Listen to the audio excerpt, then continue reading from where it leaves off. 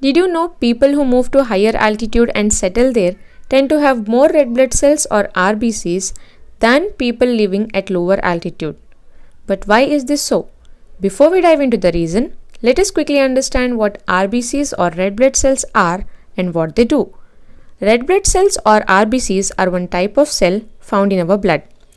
They are like tiny delivery trucks in our body. Their main job is to carry oxygen from the lungs to each and every organ, cell or tissue of our body. RBCs या red blood sales एक special type के sales हैं जो हमारे blood में पाए जाते हैं, जिनका काम होता है ऑक्सीजन ट्रांसपोर्ट। RBCs का फंक्शन समझने के लिए आप इन्हें ट्रांसपोर्टेशन ट्रक से कंपेयर कर सकते हैं। जिस तरह सामान को एक जगह से दूसरी जगह तक ट्रांसपोर्ट करने के लिए हम ट्रक्स यूज़ करते हैं, उसी तरह हमारे बॉडी में रेड ब्लड सेल्स होते हैं जिनका काम होता है ट्रांसपोर्टेशन ऑफ ऑक्सीजन। यह ऑक्सीजन को लंग्स से बॉडी के हर सेल, टिश्यू या ऑर्गन तक पहुंचाते हैं या डिलीवर करते हैं। They do this with the help of a protein called as haemoglobin. ये प्रोटीन RBCs के अंदर प्रेजेंट होता है। Haemoglobin in RBCs bind to oxygen molecules allowing oxygen to travel through the blood to the tissues.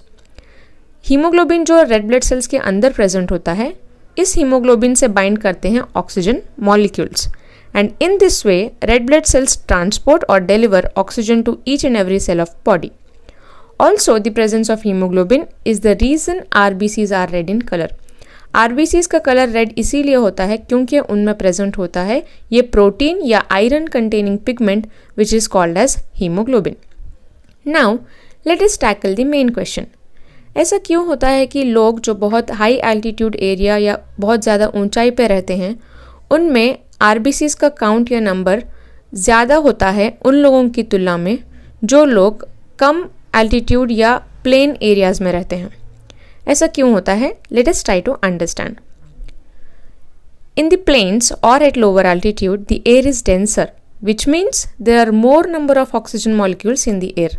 तो जो lower altitude वाला area होता है वहाँ पे एयर बहुत ज़्यादा थिक होती है, जिसका मतलब है ऑक्सीजन मॉलिक्यूल्स बहुत ज़्यादा होते हैं ऐसे एरियाज़ में। Thus, our body gets plenty of oxygen with the required number of RBCs to meet its oxygen needs, and no extra effort is needed. क्योंकि यहाँ पे ऑक्सीजन मॉलिक्यूल्स ज़्यादा क्वांटिटी में प्रेजेंट होते हैं, हमारी बॉडी को सफिशिएंट ऑक्सीजन मिलता है और उस हिसाब से जितने नंबर ऑफ RBCs की ज़रूरत है उतने ही नंबर ऑफ RBCs हमारी बॉडी सिंथेसाइज करती है। कोई एक्स्ट्रा एफर्ट नहीं होता यहाँ पे एक्स्ट्रा RBC सिंथेसाइज करने के लिए।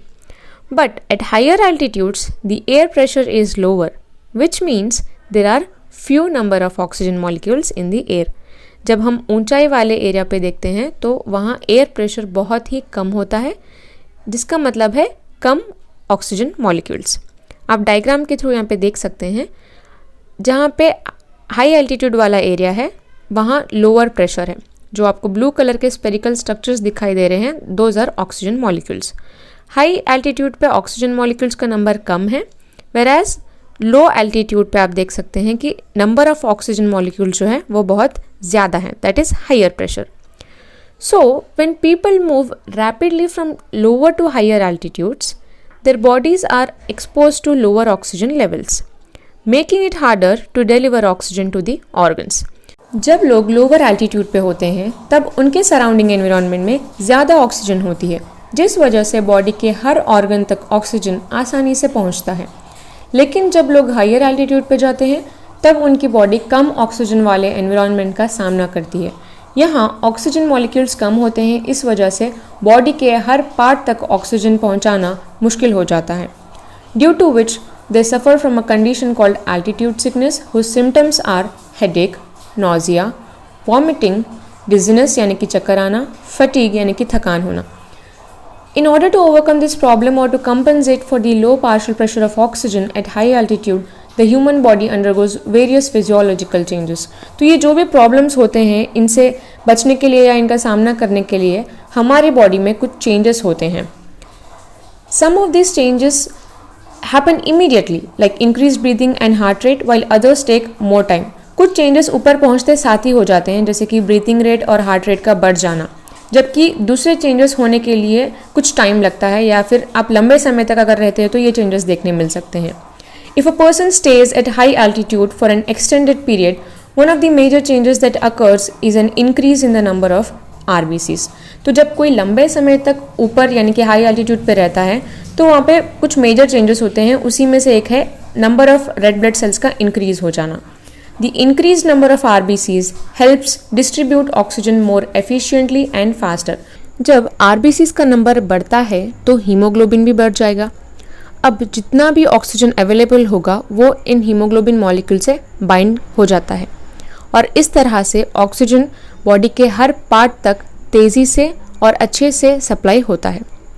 आई होप कि आपको ये क्लैरिटी मिल गई होगी कि क्यों जो लोग ज़्यादा ऊंचाई वाले एरियाज़ या हाई एल्टीट्यूड्स पर रहते हैं उनमें आरबीसीज़ का नंबर ज़्यादा होता है कंपेयर टू वो लोग जो प्लेन एरियाज़ या लो एल्टीट्यूड वाले एरियाज़ में होते हैं.